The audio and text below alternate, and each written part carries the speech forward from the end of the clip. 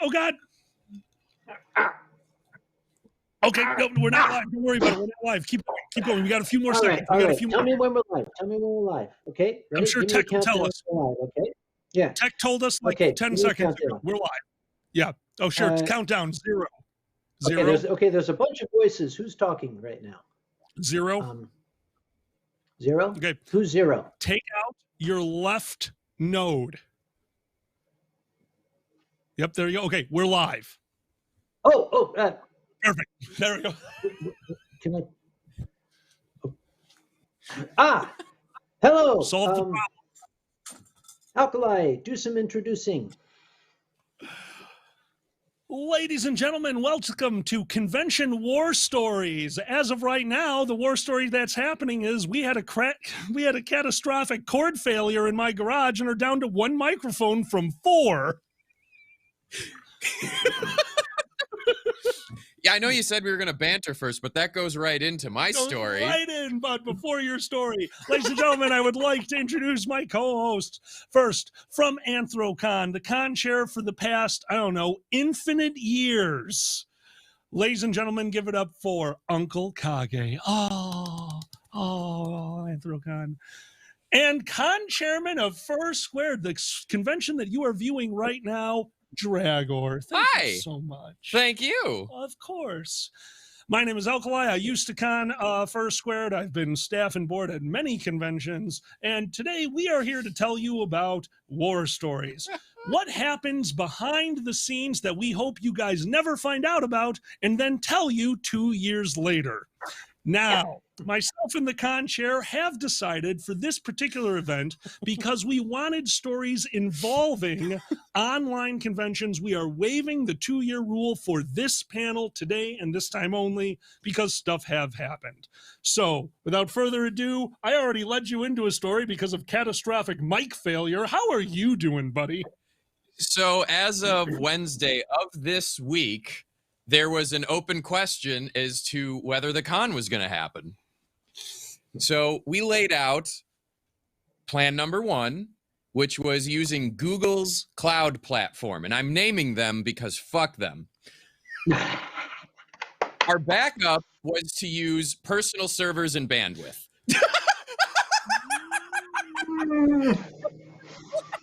For those of you, which is everyone, who cannot see our setup, we have a giant screen in front of us showing us the green room, pre-setup, pre-camera, and Tech can type to us. So across the top of the screen in giant letters, it just said, fuck them. So we went through and did this whole test. You know, Google has been aggressively advertising to several of us tech folks, hey, we know you use Amazon all the time. Here's all of these credits. Did you just snort Purell? No, just the smell. No. Sorry, continue. Picked the wrong week to quit sniffing Purell. Please, carry on. So we have everything tested. We do our onboarding. We get as many panelists, dealers ready to go.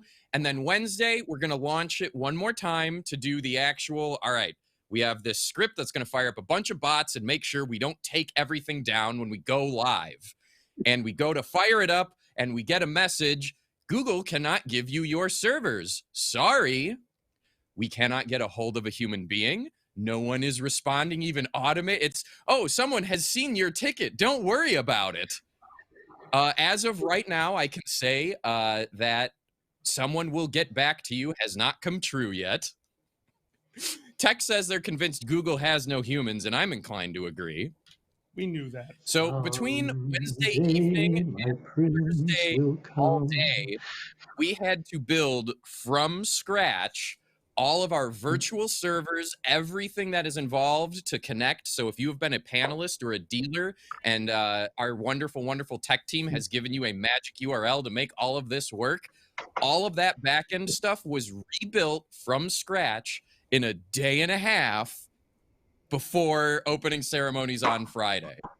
So on one hand, yes, tech team, you are amazing. Thank you for everything that you do. We love you. And to tech team, in particular, Fur gets huge kudos to who has done a lot. And I believe it was Vivi that did the thing that allowed card sharks and Iggy's game show panels to come through. Oh, That was a wonderful. separate special tech thing. So I really want their names to be out there. So yes, applause for them. And I am going to give a pure, genuine, heartfelt two-finger salute to Google. You genuinely tried. You flipped us off first. So yeah.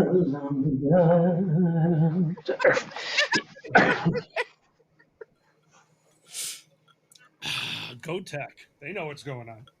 Yeah, I mean, like, okay, the worst personal one, here's the tag. The worst personal thing I've ever done in the history of First Squared was we get to con, we're at Thursday, we're ready to open pre-read, and then someone comes by asking, like, hey, we have this swag piece. We have this swag piece. We have this swag piece. Does anyone know where the box of shirts are? And I am a pasty person that somehow got even pastier in a sudden moment. Yes, you and did. without me saying anything, Alkali looks at me and goes, no. And I go, oh, yes. And Alkali goes, no.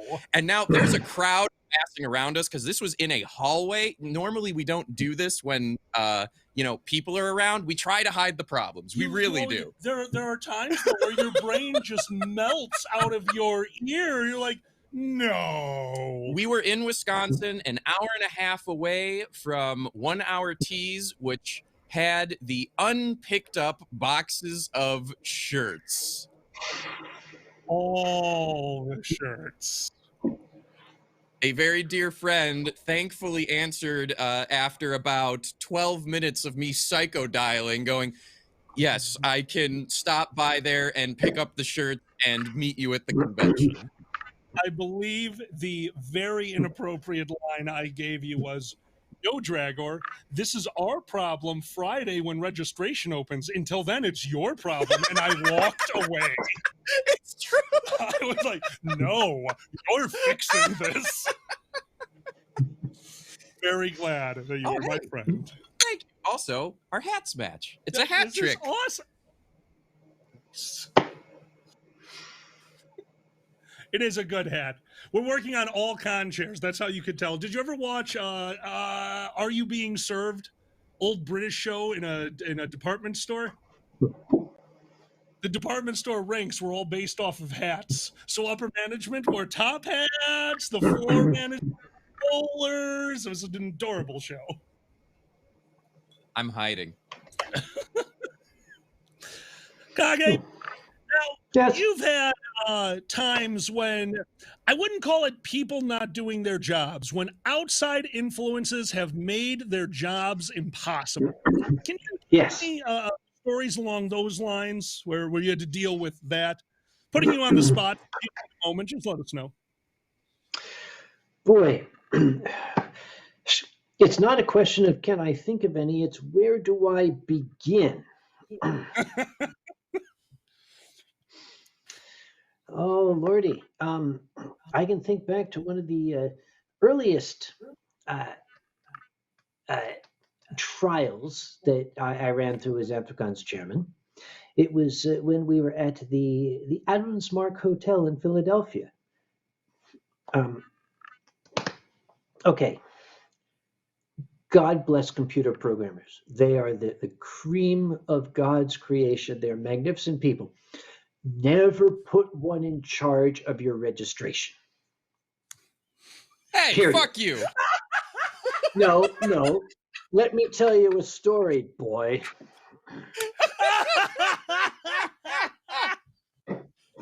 Years and years and centuries and decades and seconds and minutes ago, I had a gentleman in charge of registration who was himself a crackerjack computer programmer.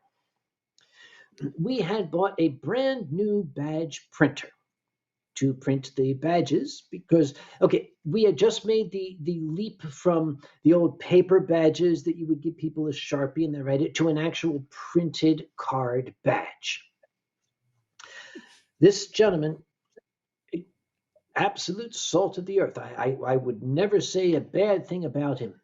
if he had any flaws at all, it was that he was a perfectionist and wanted everything to be exactly right.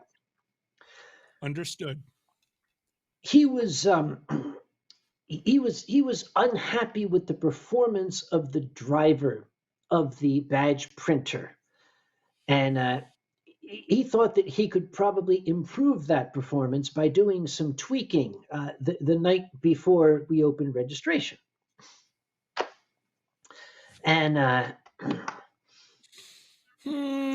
was well. Okay, here's what happened. I was upstairs. Registration was downstairs in a lobby. I was upstairs in a lobby. The Annismark was not huge, but it was a decent sized hotel. And I happened to notice there was a line of people across the upstairs lobby. I thought, well, this is very odd. So I looked and I followed the line. The line went across the lobby and around a corner. I followed it around the corner. It went down some stairs. And I followed it down the stairs. And it went across the lower lobby right up to the registration desk. Oh, God. And I walked up, and there was the registration director feverishly typing on a keyboard. And I went up and I said, "What's he?" He said, "I almost have it. I almost have it. I almost have it."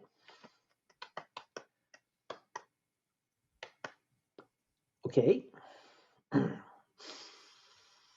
So I kind of stood back and watched him feverishly type it, and I looked at this line and I thought, okay, we got to do something about this.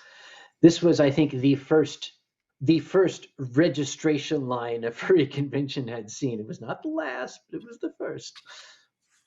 And I think that year we had something like it was like 1,600 people that year, and about 1,520 of them were in line.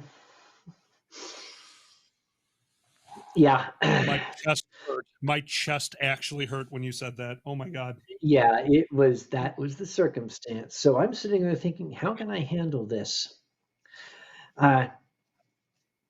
Just then, a man came up to me and he wanted to express his displeasure at this development. And he explained to me, my girlfriend is in that registration line. Somehow he had gotten his badge before everything had blown up. He had his badge. My girlfriend is in that registration line. And I said, well, I'm terribly sorry. We have a technical issue. We're working very, very hard. And he said, I'd like to know how I'm going to be compensated. I said, well, you have your badge, sir, and honestly, we are doing our damnedest to try to get this taken care of. He said, you don't understand. You are denying me her consort.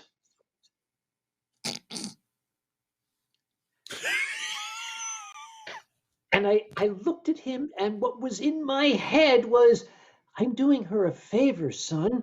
But that was, I couldn't say that out loud. Oh my God. So I kept trying to say, we're doing our damnedest, we're doing our best, and he would not let it go. And he started dancing on my last nerve, and I said, okay, I'll tell you what. I will refund you the cost of your badge, and I'll take the one you're wearing. And he kind of backed down. He said, well, the least you could do is get these people some water. I said, brilliant, thank you very much.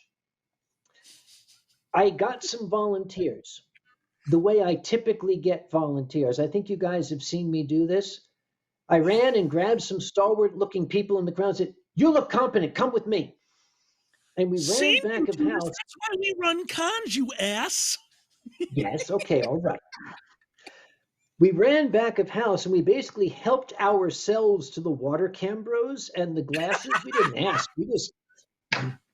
We grabbed a cart and we started going up and down the line giving people water. Um, it started to encroach on opening ceremonies. So what I did was I had somebody find a portable microphone and speaker, and I stood on a table in the lobby, and we held opening ceremonies in the lobby with the registration line as the audience. And that made it work. Awesome. Just to point it out, Improvise, overcome, adapt. Tech did send us a message in the middle of your story. I regret demonstrating competence. What's the phrase? Getting voluntold? Voluntold. I love the phrase voluntold. And Gazzy's word. phrase. I'm sorry. Go ahead. I learned the word from Giza, meritocracy. That is basically what our organization is. If you demonstrate competence, you get put in charge. Basically how it works. One of our staff folks, the leader of our Discord team, when I was given this by a certain ferret, I don't know who you're talking about. The phrase "congratudolences" was sent my way and has been a ribbon and present at First Squared ever since. Congratulations, my favorite. So thank you, Gazzy. Tech, there's only certain ways that you can type the word no, and you've already done it 10 different ways. I'm impressed. I'm impressed, but it doesn't change anything. We had Alkali. Oh no. Yeah. That hat that Dragor's wearing, it's not the one that has my autograph on it, is it? The hat that has your autograph is only brought out for special occasions and will be put into a shadow box in an appropriate location in my house when I have the opportunity. That was the first top hat, and it is very special to me, more so because of the insanity which came to you accidentally signing your name to it. That's another story for another day. Carry on, please. So we were going over the upgrades. He was talking about when registration came in and updated the system to make everything better, right, Sam? That's what you do. You make everything better with upgrades. We're going to jump outside of the furry fandom for a bit, and we're going to talk about when I used to run a LARP called Nero. We have needed the ability to communicate over the entire park, multi-acre park.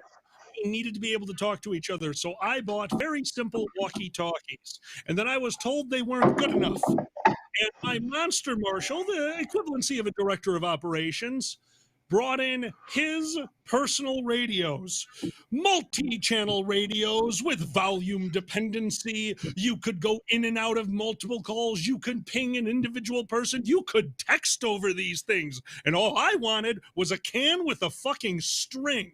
So we have the greatest radios ever. I understand. Thank you very much for being here, my friend. Thank you.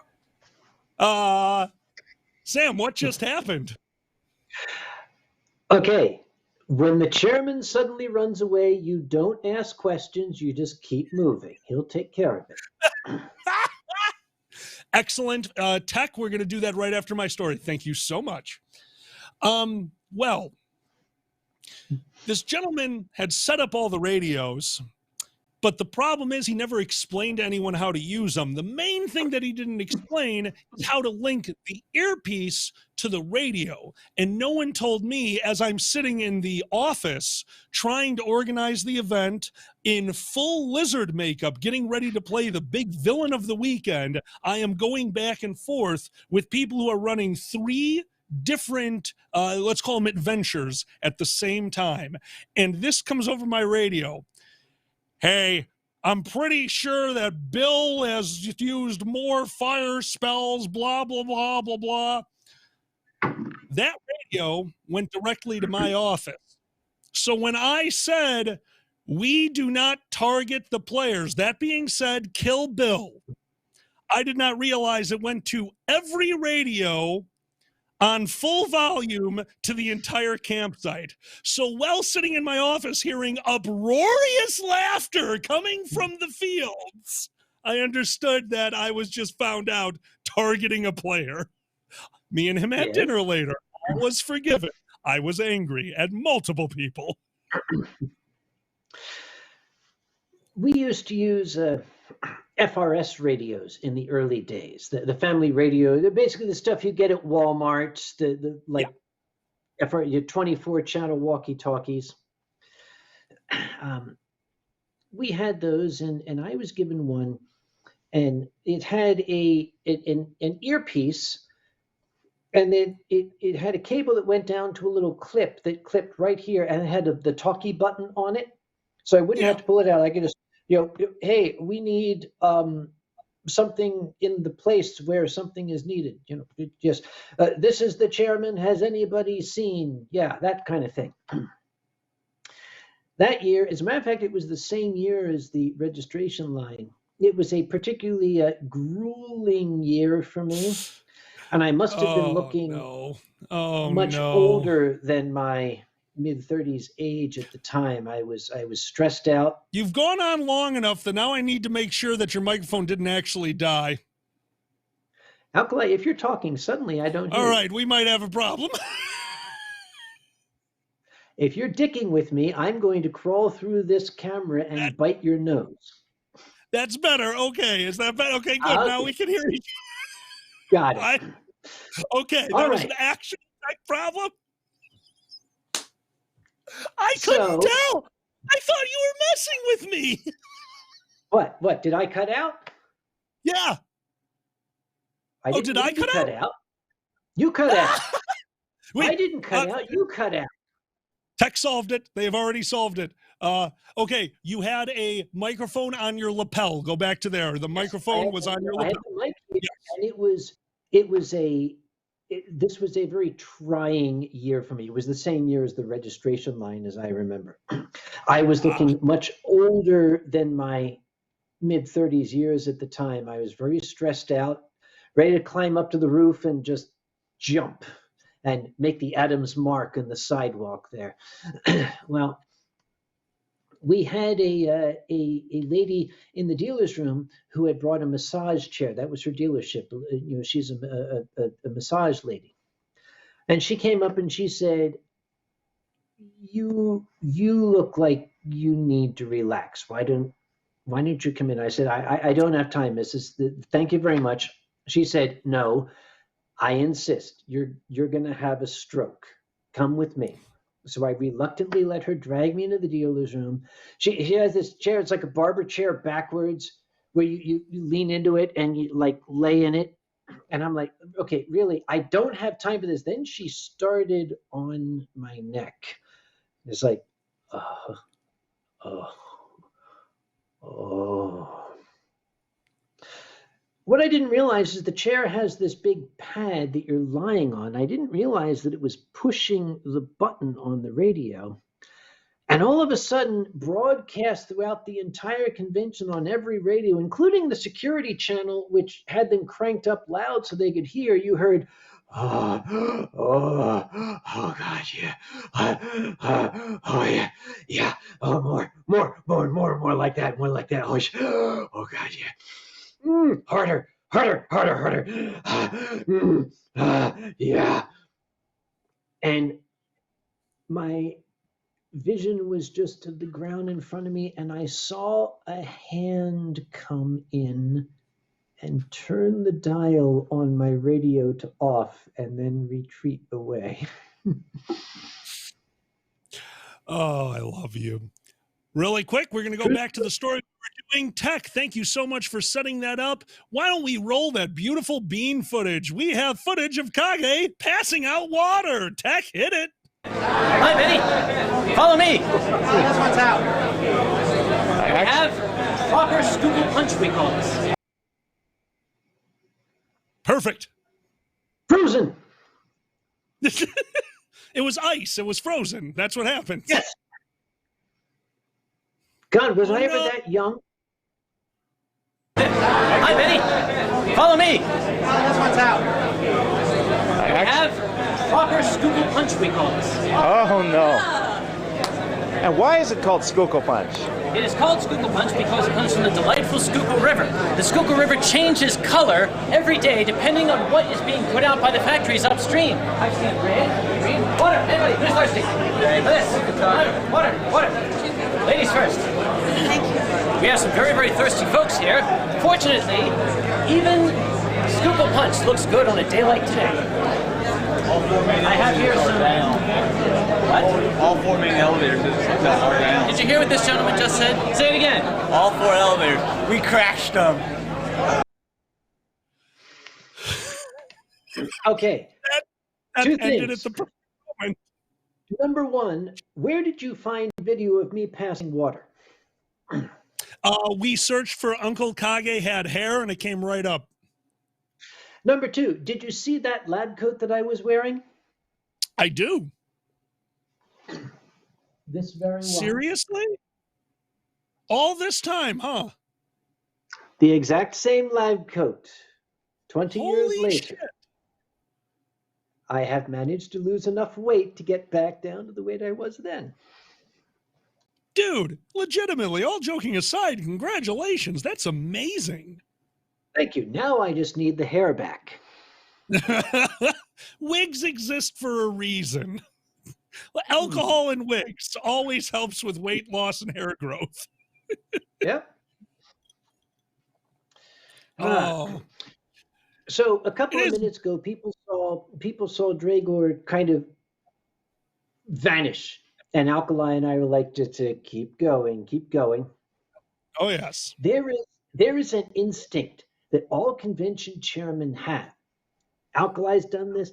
I've done it. Anybody who's run a convention has done this. You can be at any convention anywhere in the world, in any capacity. If you see the chairman or a security person jump up and run out, you run after them. You just do it. It's instinct. You so what's going on here? I was invited. I actually attended BronyCon a number of years ago as kind of the furry representative, like a cross-cultural thing here. And I was invited to a luncheon that they had for convention chairmen. And they had some heavy hitters there. They had Dragon Con's chairman there. They had Comic Con's chairman there. These are like the tens of hundreds of thousands of people cons. There are maybe 24, 25 of us, all these people who run conventions.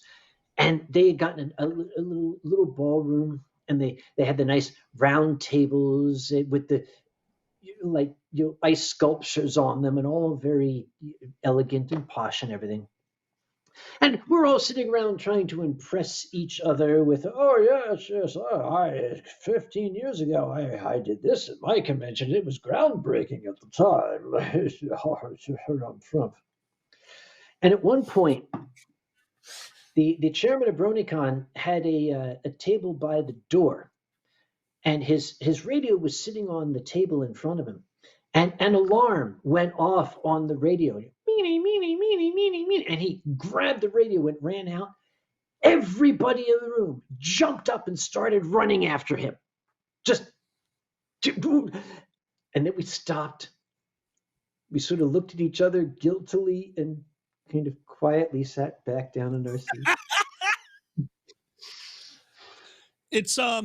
It's been told to me that con chairs need to be held to a different standard, not a higher standard, but a different standard, because you are expected to be the responsible party, even when it's not your con. And Yes. I'm going to get a little adult here while keeping it very PG-13, but myself and Xander had downtime. So we found ourselves back in the room, and let's just say the coat and the top hat were put away in the closet for safekeeping. Go on. Well, laying in bed, the radio goes off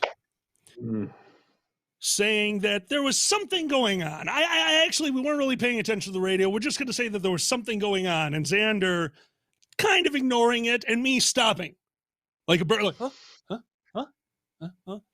Well, I don't know what they said, but right after that, the fire alarm went off. And I mean right after it. So weird message, fire alarm. And Xander looks up and says, we are not going anywhere. And I said, what would people say if they knew that we were up here? What if they find our burned bodies? And he goes, they'd say it was hot. We did end up going outside, and he has never forgiven me. It was a false alarm. So you're saying that the radio went off before you did? I hate you. Okay. This instinct carries to okay, different, okay, it doesn't matter. It's kind of like being a Vietnam veteran and walking down the street and suddenly you're back in the jungles. It's this PTSD. Just this morning, in fact, I'm trying to kill some time. You know, I'm going to help out with First Squared. Whatever. I'll put on some YouTube videos, and I turned on this random video. You know, it's adventure on the high seas video, whatever, and I'm watching it. I'm eating my cereal, my cashew cereal, because I'm old, and that's what old people eat, their cashew cereal. And it was a video that somebody had taken of their cruise on a oh boy, their cruise on a Norwegian cruise liner. And I'm kind of half paying attention to it and eating my cereal. And in this YouTube video where people are playing shuffleboard and having fun and everything, the announcement comes on: code echo, code echo, code echo, code echo, code echo. And I spit my cereal out because somewhere in the depths of my reptilian brain, I don't know what code echo means, but the fact that they felt the need to say it 5 times, that's it, triggered something in me. And I'm sitting there with the cereal running down my chin saying, and just then on the video, the lifeboat alarm sounds. I'm like, okay, that's what it does to you. It's what it does to you. I think, well, I don't want to tell that one. We tell that one all the time, but you have one. There are a few code words that people might not be aware of. Kage, is there a special code maybe for the dance? Maybe if there's a specific type of person in the dance? Because I learned this one at YourCon, so I got to assume you created it. Oh, no, this one predates me. There are multiple codes. Okay, here's the thing. Remember, some people have their radios on so attendees can hear. Like the loudspeaker on the ship. Code echo, code echo. The captain is not coming on and saying, "Hey crew, we've lost power, we're going to capsize." That's going to panic people. So you send something out so that the staff knows what's going on and the attendees can just continue having fun and the staff will take care of it. One of the codes that again, it predates Anthrocon, but it's been used at Anthrocon multiple times. It usually comes across something very innocent sounding, something like, could somebody meet Donald Duck outside the dance? Could somebody meet Donald Duck outside the dance? That sounds perfectly innocent. That is code for there's somebody outside the dance who's wearing a shirt but no trousers. Your security team is so amusing. They have the best stories. And their stories always started out the same way. No shit, there I was.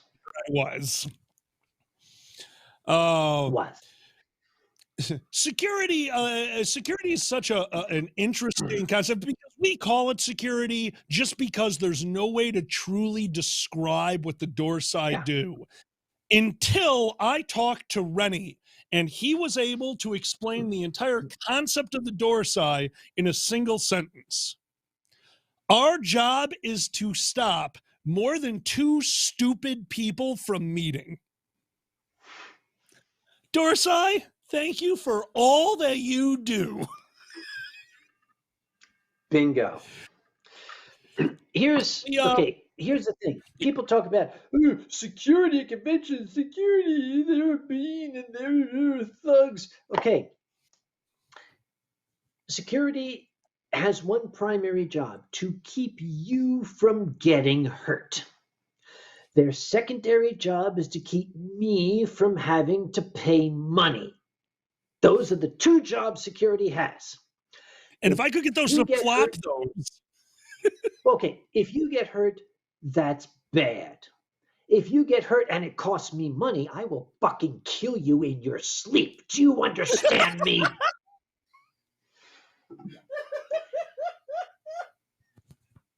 Sounds about right. What the shit? Hang on. What the? Did you lose your booze? Wait.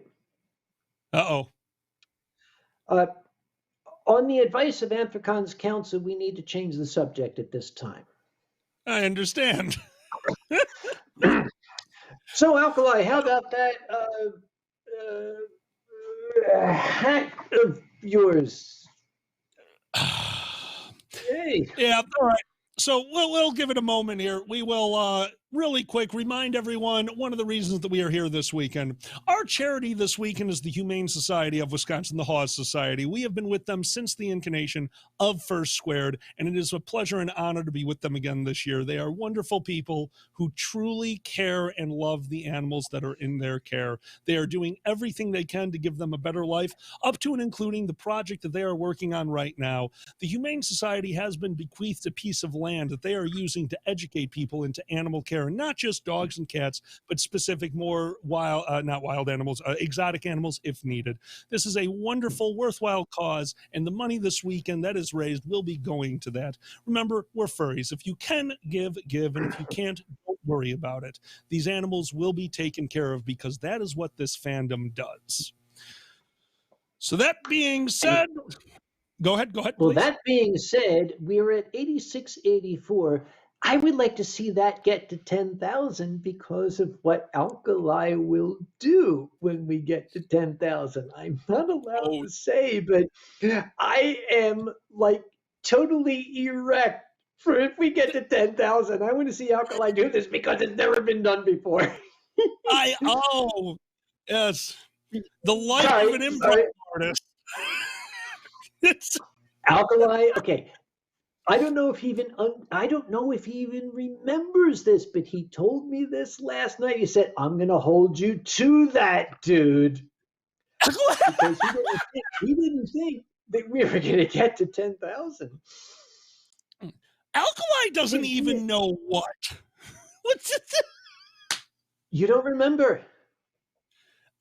We drank. Okay, I had most of a bottle of tequila last night. You had more than one bottle of wine. How do you remember is my new question. Keep talking. I'm going to send you a reminder. Oh, God. Well, go on. You just have a little memory jog is all you need. Oh, I understand. Well, since we're talking about war stories and talking about charity, we still have time left on the panel. Fine. Mm-hmm. There was a time that I ran the hospitality suite at Midwest Fur Fest. The hospitality suite at Midwest Fur Fest is its own beast. Thankfully, I had an amazing team there that kept everything organized with me. They put in a lot of work. And once again, if you can volunteer at a con, that is your foot in the door to get to the position where you will one day be on the board of directors. You will show competence and you will regret it. But I digress. In this particular instance, MFF had informed me that this year we would have a soda machine. Magical, sparkly. A soda machine in my mind is when you walk into a McDonald's and they have a soda machine with maybe 6 flavors, or perhaps the local mom and pop business where they have a soda machine with 3 different things that people can enjoy and refresh themselves with. And that is what MFF had planned to purchase until MFF, being a financially sound mind, found a sale. They found a 16 spigot soda machine. And if you have 16 spigots, you obviously need 16 different types of sodas. So now that's my problem. We are hooking up this beast of a machine. I am behind it, hooking up cord after cord. We don't have a water pipe going to this thing. No, we have a sterilized bucket, which we are filling with pure water from the back and refreshing every time this 5-gallon bucket runs out of water. It was a nightmare. When it needed to be refilled, you had to kneel behind the machine in the stickiness, which was burst bags of Coke, trying to replace and clear out. It was horrible. And at one moment, I am kneeling back there. I have been at this con. I've been at this con for 2 days, and it is one of the most daunting experiences I've ever had. Running Hospitality Suite was a nonstop thing. And once again, if I didn't have my staff back there, if I didn't have the volunteers, it would not have happened. They were amazing, and they made everything happen. All credit goes to them. All I dealt with was a explosive canister of CO2, a sticky carpet, and this young gentleman. The machine stopped working all of a sudden. When the machine stops working, it's simply stopping pulling out the water, possibly pulling out the carbonation. What was still dispensing was the syrup. And I hear somebody in front of the machine complain, so I go out front with the key to lock down the machine. I say, "One moment, please. I need to recycle the machine." A young man who was filling up a small cup with pure red Mountain Dew syrup, could not have been more than 8 years old, looked over at me and just did this. And I was impressed. I am 6'8". This thing was 4 foot nothing. And he flipped me up. All right, well done. He took a big swig of what I can assume must have tasted like melted lifesavers, kind of gave me a cheers and walked away. I'm like, if I ever have a kid, that's where he's going. Well fucking done. I needed a break. Dan? Yes. I desperately needed a break. And I have so many alerts on this phone. Oh my God.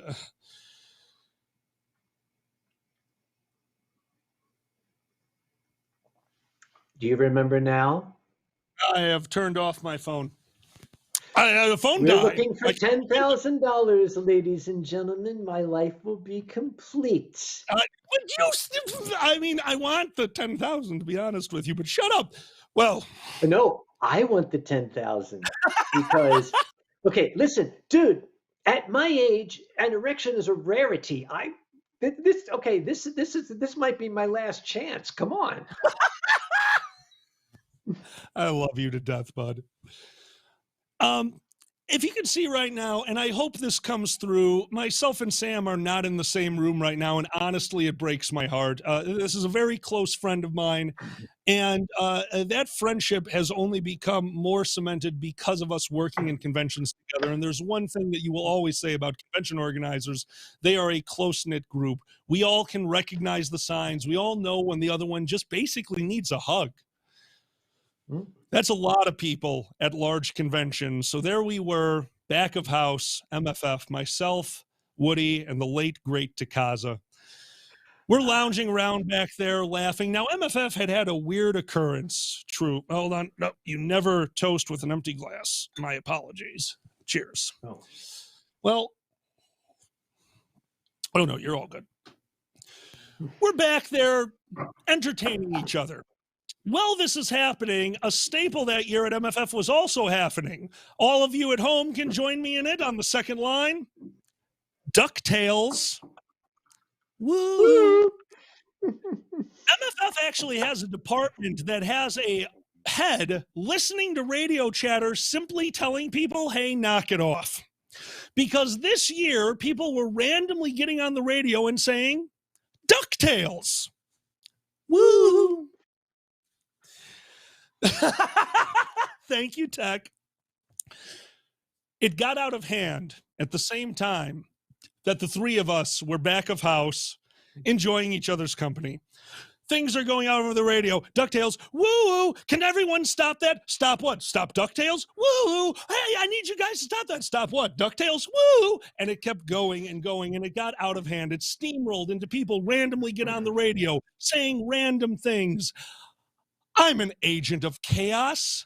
I love random things. And I was laughing so hard that when I leaned to rest my fat ass against the table behind me, I knocked over a giant, round, metal bowl of instant oatmeal. Boom! Everywhere. Absolutely everywhere. And I had a radio, so I picked it up. This is Alkali. The oatmeal has been spilled. Woody, the director of finance, went white as a ghost. Takaza turned around and held himself while bending over the table, laughing so hard that air was no longer entering or leaving his body. The radio clicks on. All radio chatter cease. Alkali, where has the oatmeal been spilled? They're having a good time. I'm having a good time. Click. Oh, it's everywhere. At this point, they regained themselves enough that Takaza breathlessly was able to warn me. Alkali, the code word this weekend of oatmeal means money. They were using the word oatmeal to represent currency, and I, Alkali, the gentleman who does 5, 6 more charity events a weekend, had just told security that I spilled money everywhere. This is Alkali. False alarm. Alkali, where are you? Alkali is no longer on radio and has left the building. Just flushed it down the toilet. I did not get to use a radio at MFF for 2 years. Best decision I ever made. And I am so glad that that happened to you at that con at that time, and that it was not Anthrocon, because I have 6 armed police officers. And when that kind of call comes across, it's different. Oh my God. Alkali actually, as many conventions do, Anthrocon is incredibly indebted to this man. The organization and the fandom owes Alkali a debt of gratitude, but I personally owe him a debt of gratitude because of the assistance he gives me during Anthrocon's signature fursuit parade.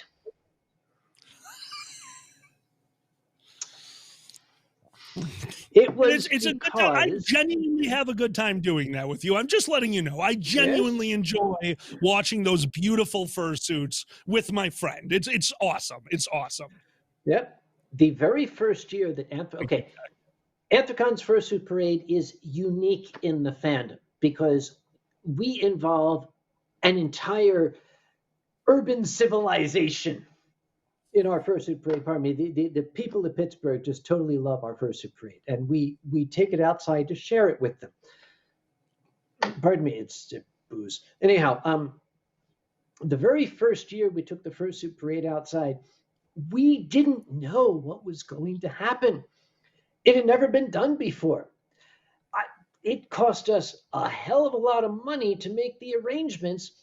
And right up to the point the fursuiters were going outside, I didn't know if they were going to get out there and there was going to be like 2 old ladies and a blind man waiting for them. But what was down there was an estimated crowd of 5,000 citizens of Pittsburgh cheering, holding up signs, "We love Anthrocon." It was incredible. Alkali, my great friend, my dear friend, my confidant, my strong right arm, my shoulder to cry on, he was standing next to me, kind of holding me up. My knees were shaking. I was overcome with the emotion and how beautiful it was. And then, in front of my eyes came the guy in the Zentai suit who didn't know what a codpiece is. If you don't know what a codpiece is, look it up, because this fellow came down the escalator and he's pointing the way for everybody. I'm going, I was But it was impressed. too late. Oh, I was impressed too, but dude, you're at the wrong con, okay? Thereafter, Alkali's job at the fursuit parade is to join me at the top of the escalators because of two reasons. One, if we see Mr. Zentai pointing the way for everybody, we're going to take him aside. But also to remind people, don't stop. Do not stop. Keep moving. Don't stop. This was because we were at the top of the stairs, and I don't know what it was. Caused me to, some instinct told me that I should turn around and look down at the bottom of the escalator. For whatever reason, people had gotten outside and stopped, to shake hands, to get pictures taken. But our fursuit parade goes down escalators. And if you stop, here we had fursuiters had backed up on the escalator and were sitting there like backstepping on the escalators to keep from falling down into the mechanism and getting chewed to pieces. So Alkali has kind of, instinctively, he knows, he goes further ahead in the line and tells people, number one, don't stop. Number two, if you're Mr. Zentai, you better run before the chairman sees you. I'm the goalie. I'm like halfway down the stairs telling people, okay, don't stop. If you stop, okay, we will have no choice but to shoot you dead so people can walk on your bodies. That's all there is to it. And okay, there is something. Here's the thing. You know how it is, Alkali? Sometimes you don't remember shit. Yeah, I'm very aware. Somebody showed me this video, and the thing is, I have no memory of it. I don't remember this at all. It was like 3 years ago. Apparently, there was a little girl that got to the top of the escalators, but was scared to get onto the escalator, and she was kind of stopped at the top. And I ran up and I basically picked her up and was holding her and hey, isn't she great, ladies and gentlemen? Yay for her. And people were saying, oh, Uncle Kage is such a magnanimous person. Isn't he wonderful? Isn't that sweet? Isn't that swell? He did that. It's time I admitted. It's like, that little bitch is stopping my line. I'm going to go kill her. That's what was going through my mind at the time. When I got to the bottom, I was going to throw her in the river. I don't know why I didn't. Oh, her mom was there. That's why. That's what it was. I truly appreciate the first time we absolutely needed to use the full stop. And that was something that happened at the front of the parade. So the line was slowly backing up to the escalator. You were at the bottom of the stairs and recognized the problem at the last possible, because the escalators, every 3 steps was a furry, and you realized, I truly believe in the one person neck of time. I don't think another person could have fit on that escalator. You yelled, stop, so loud that I thought I yelled it. My voice is not you. I gave you sexually transmitted voice. This call comes up. This comes up. Scream, stop! Every person in the audience, the fursuit parade, everyone like, yeah, furries, stop! Everyone. Dead silence at the top of the escalator, and I just slowly put my arm out and go, you better do what he said. Yeah. And I don't know if people are aware, but that first year when people had the signs that said the signs were Pittsburgh, Spanish, gold, and black, the Pittsburgh colors.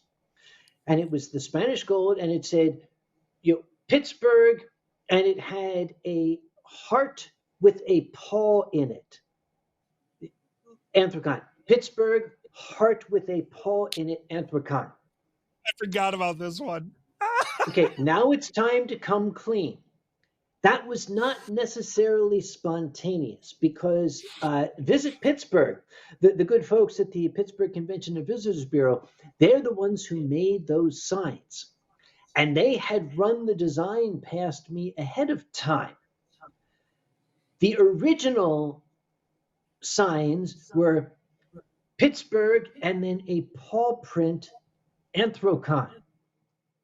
And I said, okay, let's make it a heart with a paw in it. Because the way it reads right now, my people are going to read that as Pittsburgh Paws Anthrocon.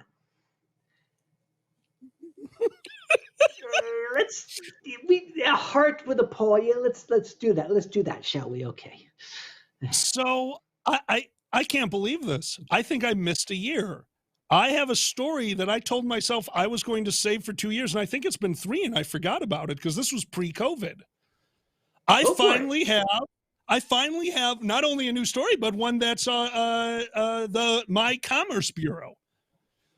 We work together with this Wisconsin, well, the local Commerce Bureau. They actually supply these stuff bags. You know, when you get your swag for being a sponsor or super sponsor, the wonderful people over at the Tourism Bureau supply all the bags for Brookfield, Wisconsin bags. It's very nice of them. Yeah. Also, it saves me $1,000, so I'm in love with them. So I had visited their office and we were talking, and a younger gentleman, I want to say an intern, I don't know, but I'm assuming an intern, goes, "Wow, it's really cool how you guys donate so much to the Animal Welfare Society. Must be the guilt." And it kind of just went in one ear, out the other. It was a throwaway line. Everyone was a little uncomfortable, and we just moved on. I'm not going to call. I was very confused, though. I was very, very confused and a little bothered. So when I arrived home, I did contact my representative there, and she's a very wonderful person.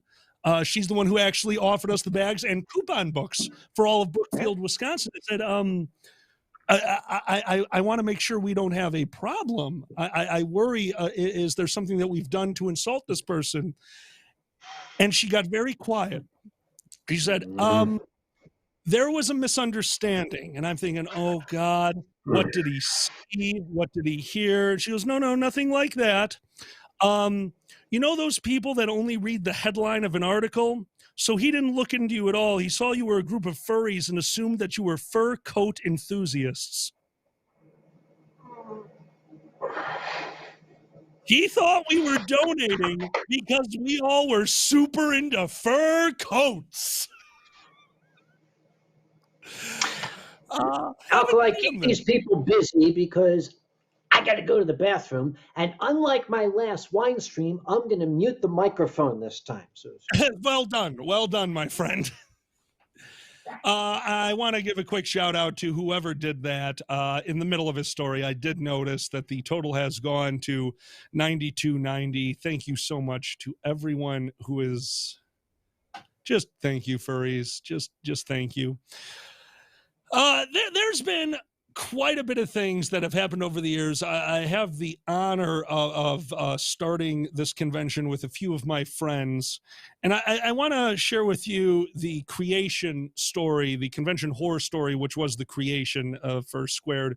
We alluded to it in the last panel with how to start a convention. And Kage had mentioned that if you're not running a meet with so many people at it that you can't think that would support a convention, you might not want to start a convention. Well, that's how First Squared started.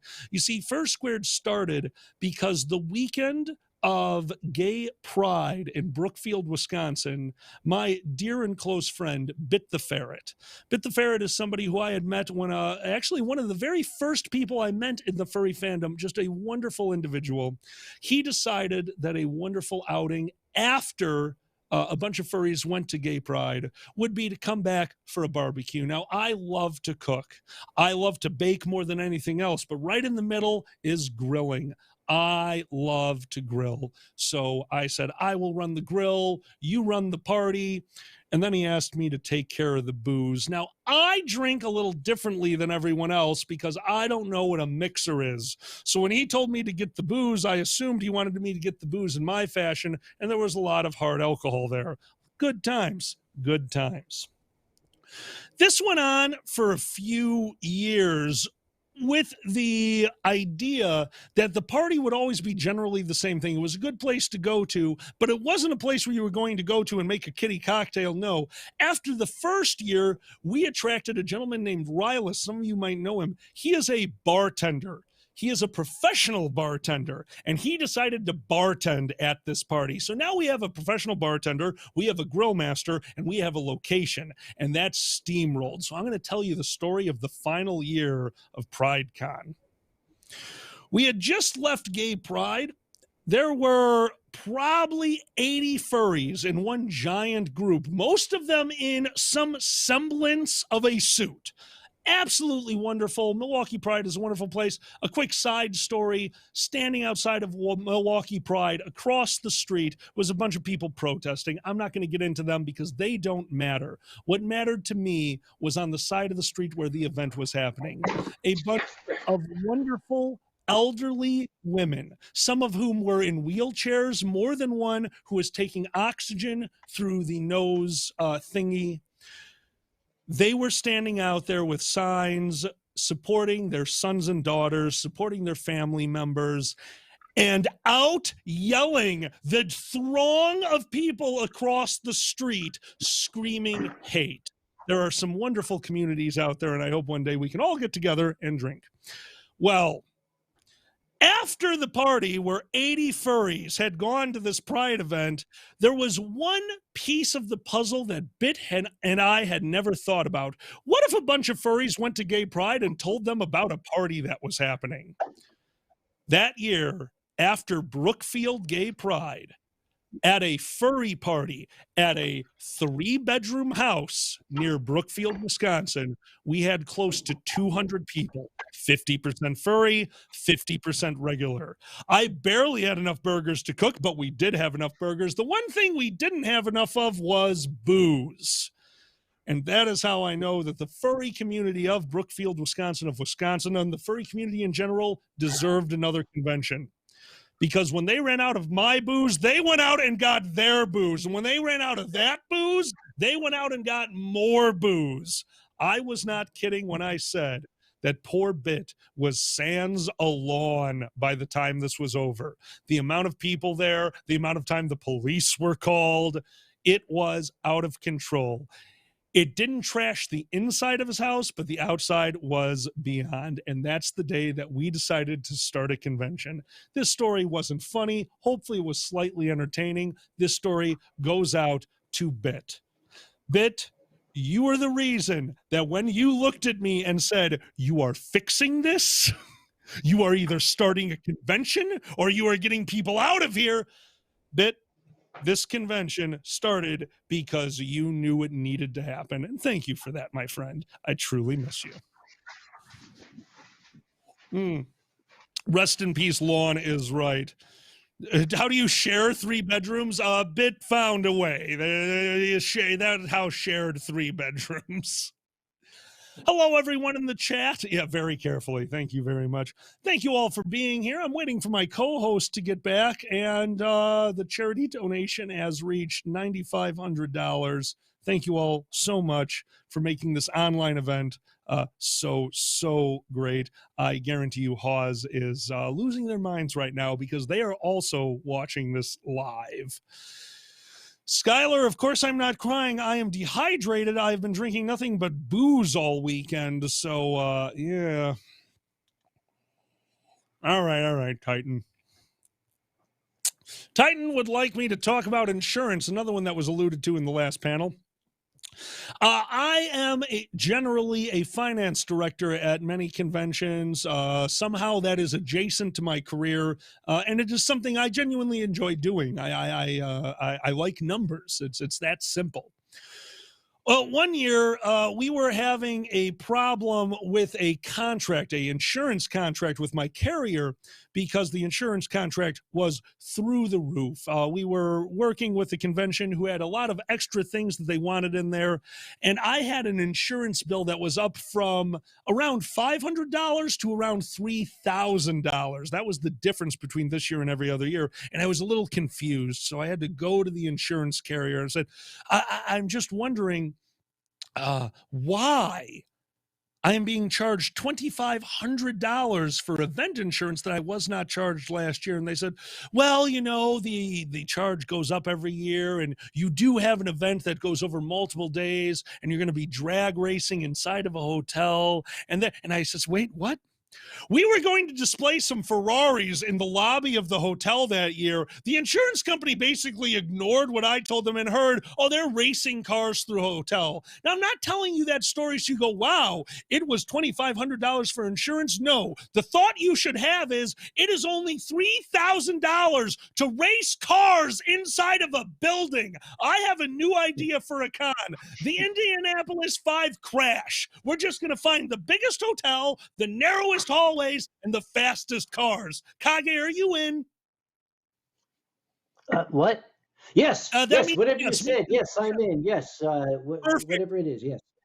Excellent. Would you mind carrying the insurance for this one? Yes, I would mind. Yeah, that sounds about right.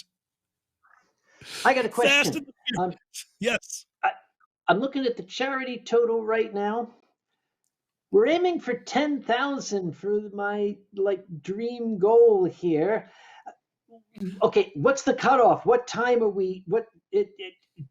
How much time do we have left? We have 13 minutes and 9 seconds for this panel. We have 13 minutes and 9 seconds. So there's 13 minutes and 9 seconds that we have to get to 10,000? You are a monster. We will get to 10,000 at closing ceremonies, where this will no longer count. Well, no, but if we get there before, it will count, right?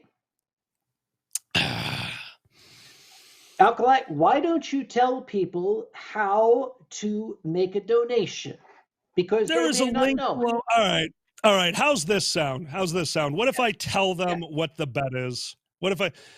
You know what? I'm just telling them. No, we have 12 minutes. Spoil the surprise. Tell them what the link is. The because link. I want to see your face when we hit the 10,000. I'm going to be broke. The link is case sensitive to everyone out there. Sam, you are going to have to tell a story right now, because I am. Oh God. What? I love don't try to get out of this. Give them the how do they oh, there it is. Gives smart. Okay, is that like anywhere they can cut and paste? Is it on the website or something? I believe if they go to YouTube, there's actually a clickable link. Tech, could you please confirm that in your little text thing that you do to me? I appreciate it. I'm so sorry. Oh, maybe it's on firstsquare.com. If it was my webpage, it'd be. Oh, there it is. There it is. Click here to donate to our charity. Pause. Discord has a clickable link. Okay. Okay. Yep. So basically. Oh my God, I love you. So basically, we only need another $460, and we get to that point. You know, the one that I sent you we talked about the other night that you didn't remember, and I'm holding you to it. And I'm letting everyone know that this will be, I hope, fun for everyone. But the best part of the surprise is obviously for Kage and slightly for Boozy. Oh my God, I'm gonna be broke. Holy shit, you shits. No, we should stop talking about this. To be broke. You're going to be famous. I'm gonna be broke. Oh God.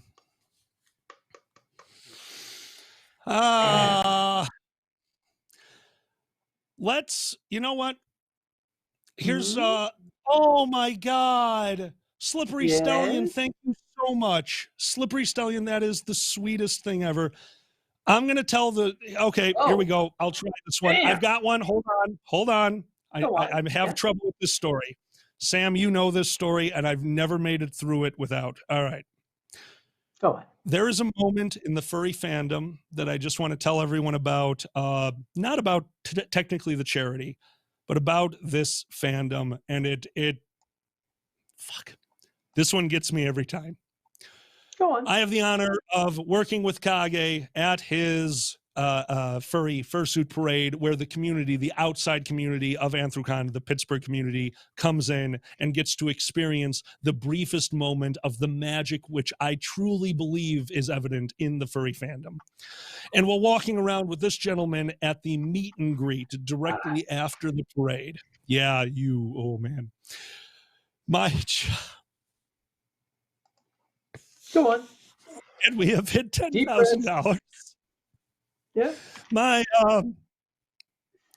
I get to walk around with my friend and see the Pittsburgh community, who are all very happy to be with the furry fandom. And a little girl was standing with her mom.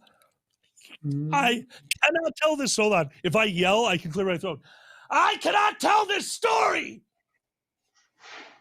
Well, a little girl was standing next to her mom and said the following line. Wow, it's like every one of my stuffed animals came to life and wants to hug me. I lost it. Absolutely lost it. Had to run over to this man with the same tears that I have right now. Because in that moment, I realized that Sam, Uncle Kage, who is, you guys all know him as the person who runs Anthrocon, who has given us hours upon days upon months of entertainment. First and foremost, this is the man who took the idea of the furry fandom, the fandom that was featured on VH1, the fandom that was featured on, what was that, CIS, that nonsense, the fandom that was met with scorn and laughter. And he dedicated himself to making this fandom something that could be looked at with love and humility and awe. And I got to see it all in one moment.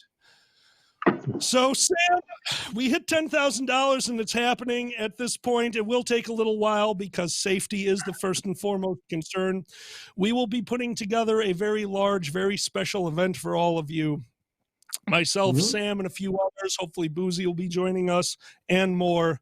And that weekend, the bar tab is on me. We will be putting out a show for you guys that I will be solely responsible for Kage, Boozy, and my own bar tab.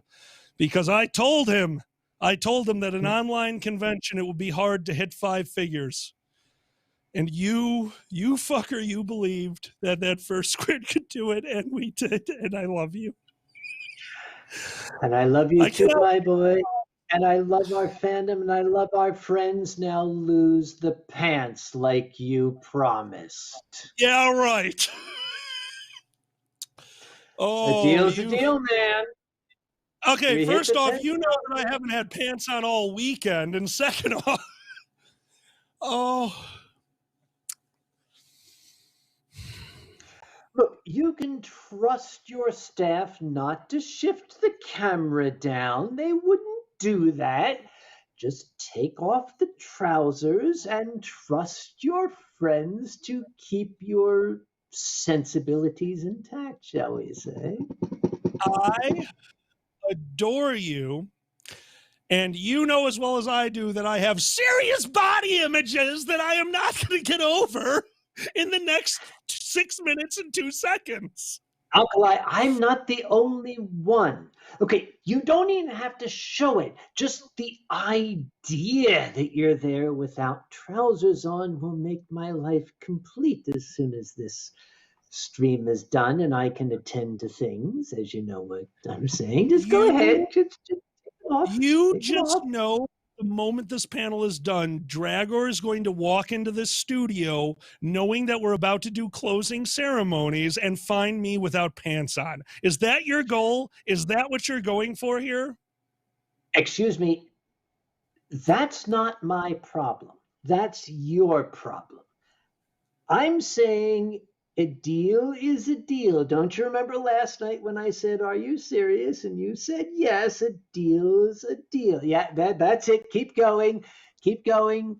Yeah, that's it. That's it. Keep going. Yeah. Okay.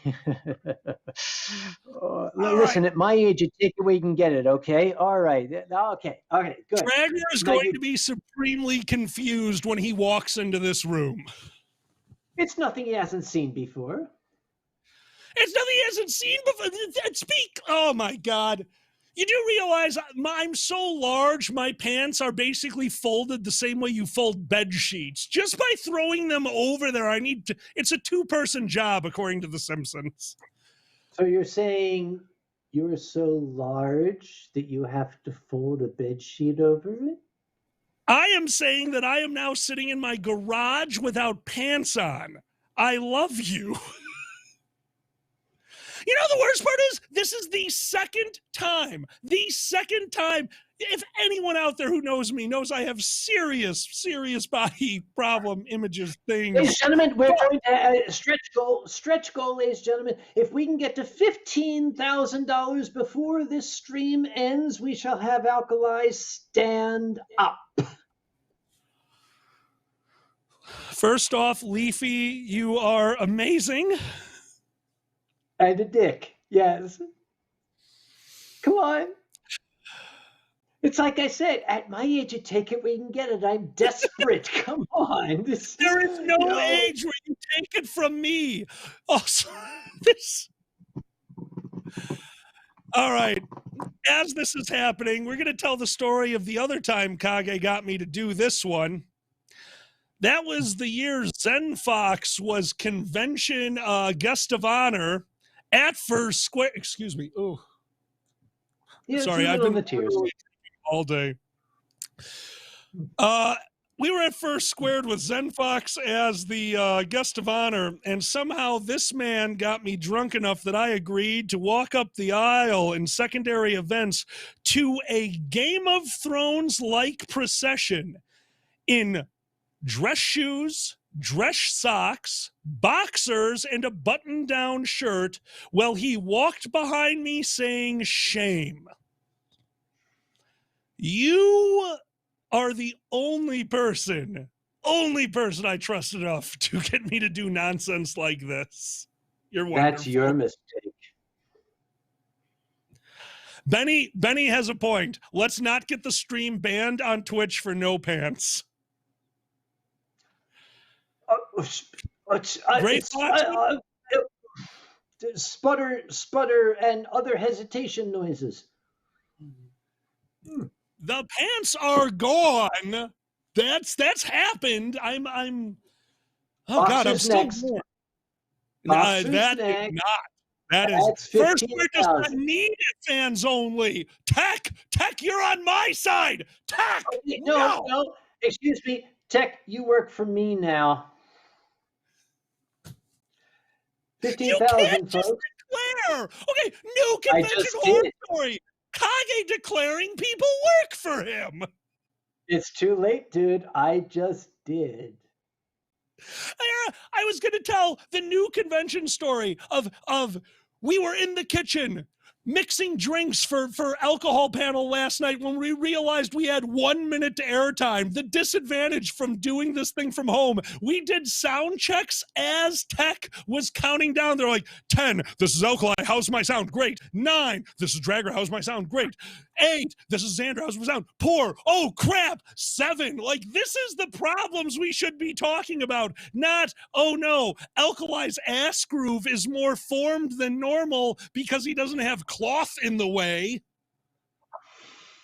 Alkali, are you wearing the boxers with the little hearts, the little dragons, or the little Xander faces? Which boxers are you wearing tonight? Inquiring minds want to know. I don't know how to say this, so I'll say it in the most creative way I can think of. I'm wearing army boxers, you know, commando. At 15,000, he'll stand up, folks. We only have what? No, I'm not standing up. Oh, I'm sorry. You seem to think you have a choice in this. You invited me along. I have a choice for the next 12 seconds. It doesn't look like you're going to make the 15,000. Thank well. God. That being said, a promise is a promise. To everyone out there Tech, you are awesome. Well played. Tech just put 5 more minutes on the timer. Well played. Really? To everyone out there who is watching this, this is my good close friend. Obviously, the bet stands. I am covering the bar tab. Don't do this to people you don't know up on stage. We are messing with each other. Love you. And you know what? Here's the thing, Alkali. You would never have forgiven me if I did not take this opportunity. Never would have. We have it is an unbelievable feeling to know that you are part of a community that has, at this point, and I truly believe we have to be there by now. COVID might have put a damper on it, but at this point in the fandom's life, we were on the route to raise a grand total over the years of $3 million for charity. This is a fandom who has regular conventions that are under 1,000 people. We had a panel a few minutes ago talking about how to run your own convention, not because we wanted to dissuade people, but because anyone with the will, the knowledge, and the gumption can make a convention. You can be part of this community, and it is awesome that you have invited me to help with the charity aspect of it. And thank you, my friend. Thank you so much. Well, dude, thank you. Remember, I'm just a presenter here. This is your show. So if you had your way, I'd about to be a presenter. So I don't know what you want from me. You know what I want from you. We discussed that the last time I was there, and you said I had to ask Xander. I'm sorry. It's going out on the airwaves, isn't it? I'm going to ask a truthful question here right now for everyone to hear. Hey, Kage, have you ever slept in my bed? Yeah. I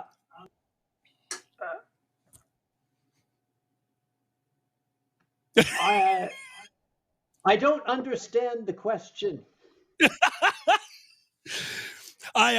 I do have a guest bedroom in the basement, but I have a very creaky floor. I don't mean like it's creaky. I mean, holy crap, I should buy a different house. So I gave him the upstairs bedroom so we did not wake him up, and I slept in the downstairs bedroom. I woke up early in the morning to make everyone breakfast the last time this gentleman was visiting, and he somehow snuck up on me in my creaky floored house, and I couldn't figure out why until I saw him walking out of my room, his feet at the corners of the hallway, realizing the floor only creaked in the middle. He was basically doing the splits to walk around my house because he was worried about waking up the other people in there. Truly a gentleman and a scholar. Truly. Thank you, my friend.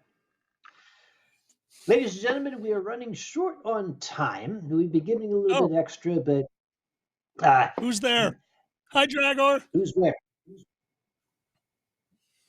Hi, Dragor. What's coming on? Oh, hi, Dragor. Oh, there he is. I'm sorry I didn't wear boxers today. I did not know this was happening. I was very drunk when I made promises. Alkali, what is your persona speed? Okay. Wait a minute. How much do we need to raise in the next 2 minutes to have Dragor, you know? Nope. This is my friend. Wait, have me, you know what? Explain yourself. You know, with the... Ladies and Gentlemen, we have here the amazing Alkali, Bismuth, and Dragor. Hi. Hi. Tonight, yeah, you're gonna need a sip of that. Drager, could you remind them where to go? Because the question was asked, will we be drinking tonight after the con? I just don't know okay. So in theme with First Squared, the Roaring 2.0s, if you would like to join us after closing ceremonies, speakeasy.firstsquared.com. It will be posted in our main events Discord chat. It will be posted in the announcements channel of the First Squared Discord. We will be joining at the Speakeasy to do a special impromptu Drag It Show Theater 3K, DST 3K, and the movie will be The 13th Floor. So if you'd like to join us, hear us talk shit over it while drinking together, we will be in the main events chat to discuss that. We will announce this again right before the end of closing ceremonies. And I do apologize. I would love for us to have a better wrap up than this, but I've been just informed that we need to wrap up right now. So this has been Convention War Stories. Thank you very much to my co-host, Uncle Kage, my very dear friend. Dude, you're amazing. Thank you so much for being here. And of course, your convention chairman who was here at the beginning, Dragor, and good night, everyone. My name is Alkali. Bye. Good night.